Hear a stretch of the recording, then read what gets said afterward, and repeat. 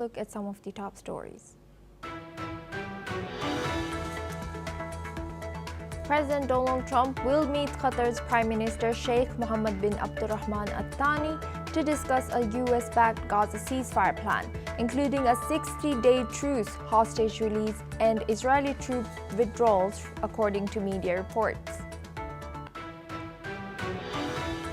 The US President Donald Trump has called on the Justice Department to release all credible information from its probe into Jeffrey Epstein, amid growing outrage from his MAGA base over alleged cover-ups. Trump, who once promised to reveal Epstein files, now claims the case is boring stuff.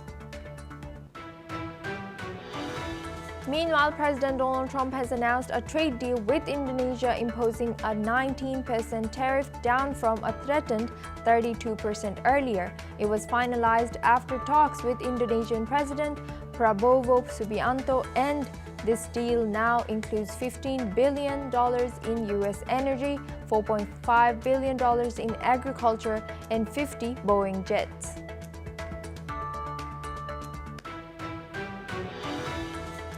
China's Vice Premier He Lifeng has warned that the world is facing turbulence and transformation as he opened a Beijing Expo today, where NVIDIA CEO Jensen Huang is also expected to speak. According to media reports, Vice Premier also criticized certain countries for interfering in the market through tariffs and other measures.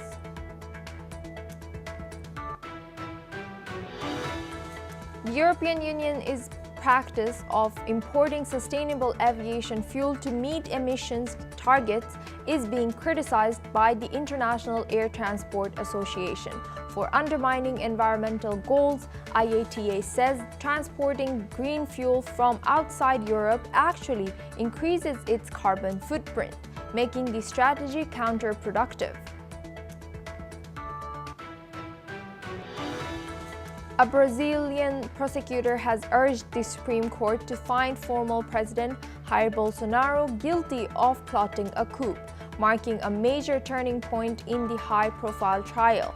The case gained international attention after US President Donald Trump attempted to defend Bolsonaro.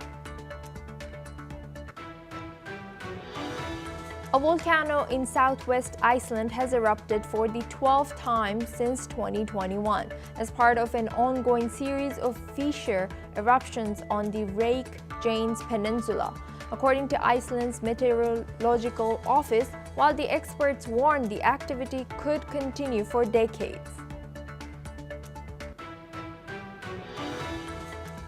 Cuba's Labor Minister Marta Elena Feito resigned after public outrage over her claim that people eating from trash cans were disguised as beggars, a statement criticized by President Miguel Diaz-Canel for showing a lack of sensitivity, as Cuba now faces its worst economic crisis in 3 decades, with 350,000 people in vulnerable conditions.